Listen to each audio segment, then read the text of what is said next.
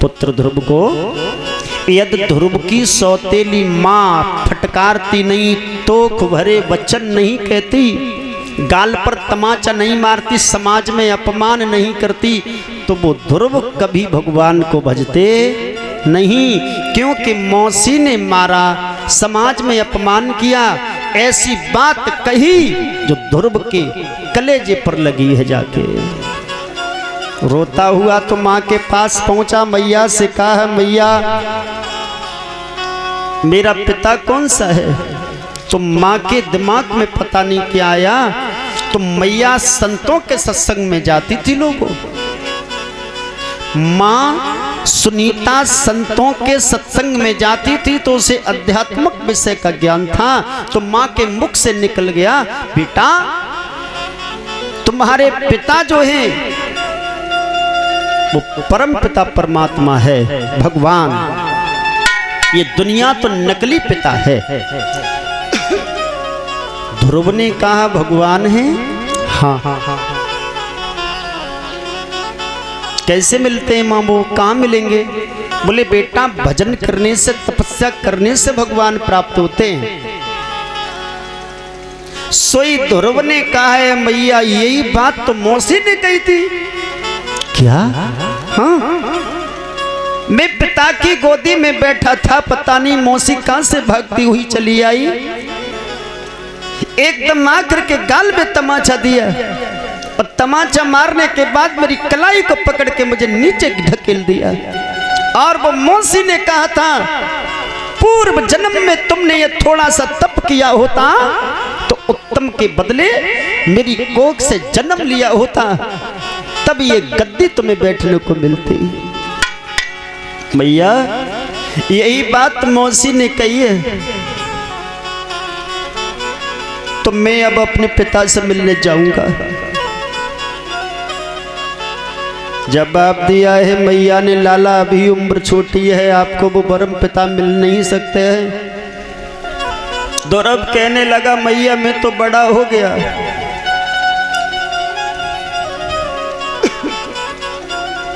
बेटा जंगल में कोई शेर चीता भेड़िया खा जाएगा।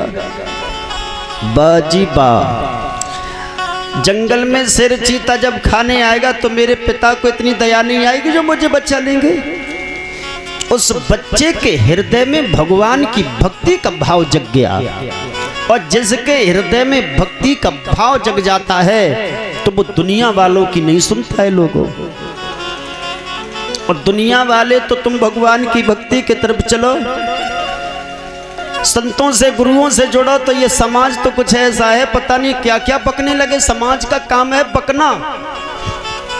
ये समाज में सब अच्छे ही नहीं होते, तुम अच्छे काम के लिए जाना तो ये समाज तुम्हें पीछे पकड़ करके खींचेगा, ऐसी ऐसी बात कहेगा कि तुमको मजबूरियां बन जाएंगी पीछे लौटने की, यदि तुमने समाज की तरफ ध्यान दे दिया तो।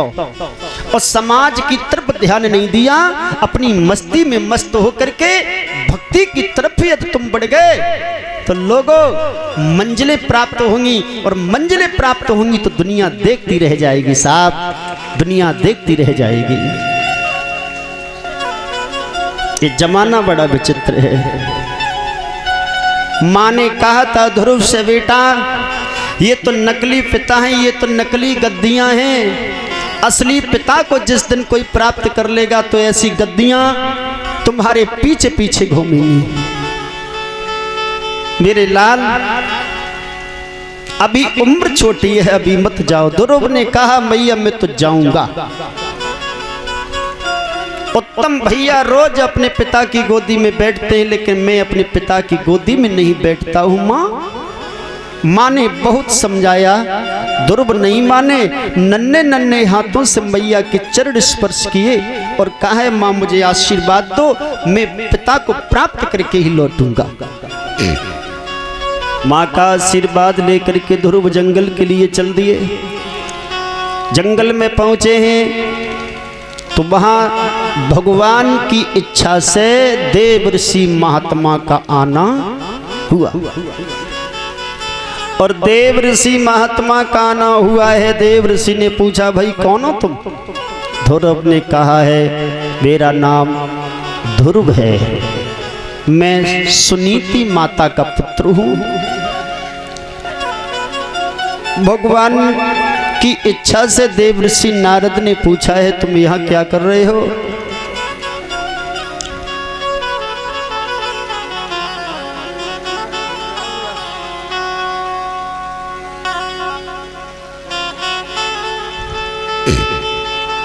तो देवर्षि नारद ने कहा जंगल में क्या करते हो? बोले अपने पिता से मिलने आया हूं। पिता? हाँ। क्या नाम है तुम्हारे पिता का?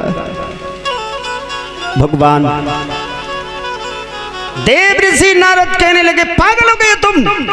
क्यों?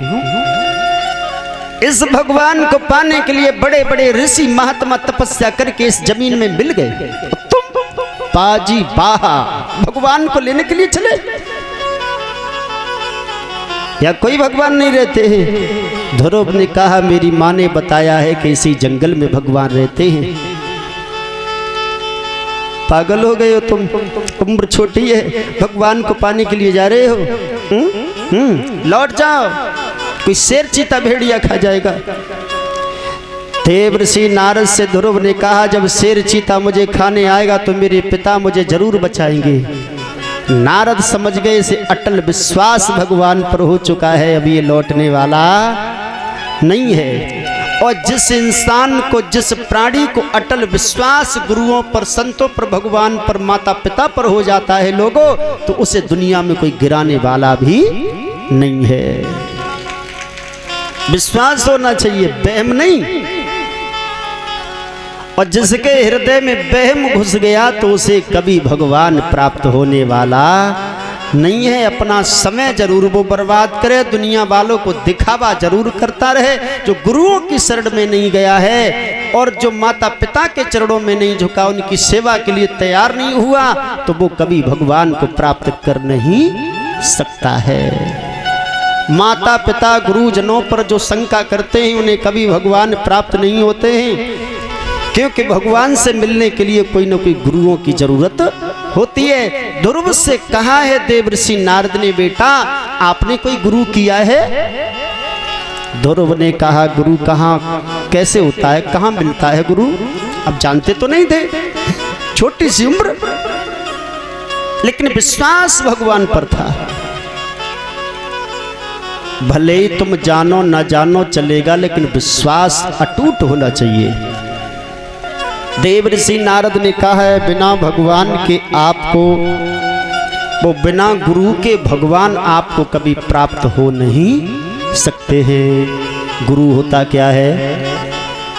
देवर्षि नारद से ध्रुव ने पूछा, तो देवर्षि नारद ने जवाब दिया है लाला बिना गुरु भवन धितरे न कोई, चाहे ब्रंच शंकर सम होई। तपस्या करके भगवान शंकर के समान तुम तपस्वी क्यों न बन जाओ, लेकिन बिना गुरु के तुम्हें भगवान की प्राप्ति और तुम्हारा कल्याण नहीं हो सकता है मेरे लाल। इसलिए आप गुरु करो। गु माने अंधकार और रू माने प्रकाश। अंधकार से प्रकाश कर दे, यानी अज्ञान से ज्ञान बना दे। शरीर में अंधकार भरा हुआ है, अज्ञान है, और इस शरीर के अज्ञान को खत्म करके पुरुष को ज्ञानी बना दे, वही तो मेरा गुरु होता है। और जब तक ज्ञान नहीं होगा तब तक भक्ति जगेगी नहीं, और भक्ति जगेगी नहीं तब तक हमें वैराग्य प्राप्त होने वाला नहीं है। इसलिए किसी महान कवि ने बड़ा सुंदर भजन गाया है।